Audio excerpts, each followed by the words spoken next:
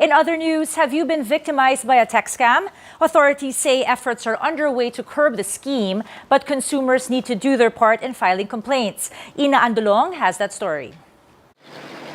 It's not just crime on the streets that become more prevalent during the holidays. Tech scams increase as well.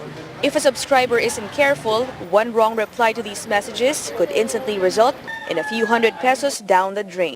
In Mel Liaño's case, he says he's lost a few thousands replying to dubious messages he's received.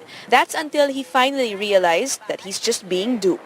Hindi na nung nakalata na akong ito na naman to dahil same amount na more than 500,000 yung napanalunan ko daw Tapos reply ko daw siya daw si attorney ko karamihan pa attorney pa yung ginagamit na pangalan.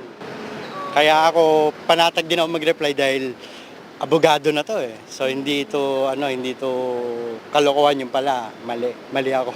Kalokohan pala yon. Despite his experience, Liaño did not file any complaint. The National Bureau of Investigation's Anti-Cybercrime Division says only a few victims file complaints, especially since most of them just lose a few hundred pesos. But this is the wrong mentality. Regardless kung magkano yung amount na biktima sila, like it could be 150, 300, or 500, we encourage them to go online, to go to our website. This will help us to profile these people. And at the same time, who knows, baka the same number that victimized them has been victimizing a lot of other people. And it will be easier for us to go after these people. The most common modus operandi tricks a subscriber into sending the scammer added cell phone load or credits.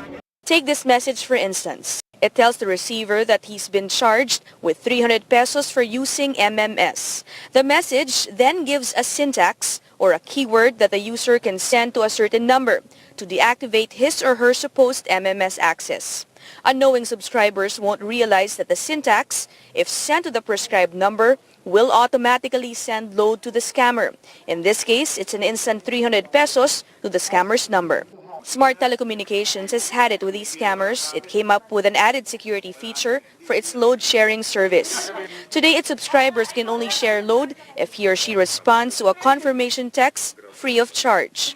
The company vows that its employees possibly involved in tech scams would be held liable. Some suspect that company employees are selling subscriber numbers to scammers. Officials, however, say scammers have many sources. That is why we caution people when they fill out forms, for example.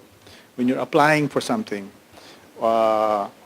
sometimes there is a space in the form that says, okay, to put in your cell phone number. Now, unless it's really necessary, I think you should think twice, because when you fill out these forms, if you check out the forms, there is no confidentiality restriction on those forms.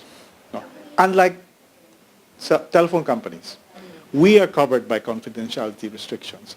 If any of our employees violate those rules and laws, actually, they're liable. They can be liable administratively, meaning they can be fired.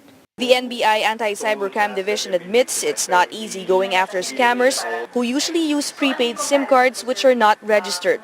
For now, the agency's best bet in finding these scammers are through entrapment operations. That and blocking cell phone numbers more frequently reported. Ina Andolong, 9 News.